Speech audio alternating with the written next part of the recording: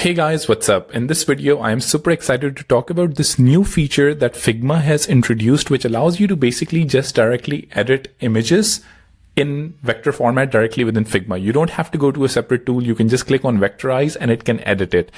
And this is amazing. And I just wanted to test it out with you and also provide you use cases that are really valuable. Like imagine a lot of the times now we're actually generating logos and visuals and graphics using Midjourney or other like ChatGPT and other tools. So let's say if I search for logo here, I have so many interesting logos that I wish I could just go ahead and actually have them in vector format. Like let's say this particular logo or this particular logo. Let's just try this one or maybe try a more complex one like this. So I'm just going to go here. I'm going to copy this image and I'm going to paste it directly inside of Figma. When you actually have the image selected, you can remove the background. You can go ahead and choose Vectorize, boost resolution, so on and so forth. But since this video is about vectorizing, let's just go ahead and vectorize this particular logo and see what we get and how many details are actually correct. So it's already done vectorizing. I can notice some mistakes here. And this particular thing actually allows you to choose the number of colors. So we can just keep that 5. So I'm just going to do that done. And we're just going to compare it with what we had before. So this was before, this is after, before, after. So it's not really that bad, but now we can go ahead and actually fix things and make it even more better. This was actually done in a sketchy manner. So if people are looking for really something perfect and stuff along those lines, we can actually try some other variations really quickly. Let's just try this particular one. So I'm just going to go ahead and drag it and maybe reduce the size so we can actually even see it.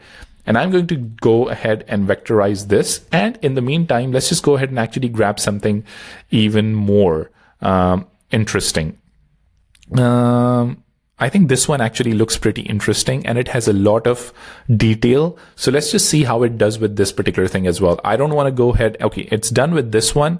And I honestly think this is amazing, right? I can just easily select it. If I now want to change the color of it, I can just go here and I can say, okay, this is going to be red. And it's pretty rad, right? It's pretty amazing. Let's just go ahead and do that with this particular image as well. Here, Vectorize. So that's one way of using this particular tool. The other way to use this tool is to actually go ahead and vectorize, let's say, illustrations. So you can find or create illustrations using Midjourney and a lot of these tools quite easily now. Imagine if I wanted to vectorize this particular illustration. I'm just going to copy this image and I'm going to paste it here. Okay, this one is done. And let's just see. Okay, I mean, this looks pretty insane. I honestly have to tell you that.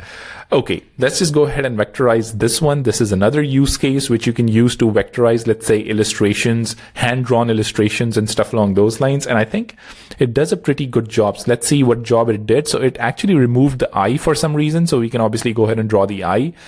But other than that, I think it did a pretty good job, a pretty nice job. And if we wanted to draw the eye, we could. But yeah, I mean, that's pretty much that.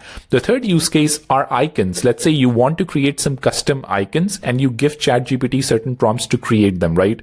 You can basically create a huge icon library using this potentially as well. So if I want to go ahead and use certain icons that I want in my application to have a certain look and feel and stuff along those lines, I can go ahead and I like these icons because these are unique.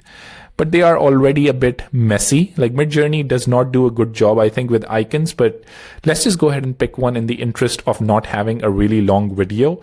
Let's just go ahead and use this one, paste it here, and obviously ask it to vectorize, which it's going to do a really nice job at it, I am sure. Even though it may not, because as you can see, it already has a lot of detailing mistakes here. And with a lot of details like this, I'm honestly not sure how it's going to do it. But it did something like this, which is pretty okay as well. So that's another use case. One other use case is you actually have, let's say, sketches like this, which have a lot of like visual elements. And I think it's going to do a great job at this as well. One thing that it doesn't do really well, and I can point that out as well, are things with gradients. So it does not, when it actually converts things to vectors, I think it just doesn't use gradients really nicely. Like for example, if I was to search for a 3D icon, or something along those lines, which uses gradients. Let's say something like this. Well, yeah, let's just go ahead and use something like this. So I'm going to copy this. And let's see if it's done with this. Yeah, I think it's done. And it looks pretty nice as well, right?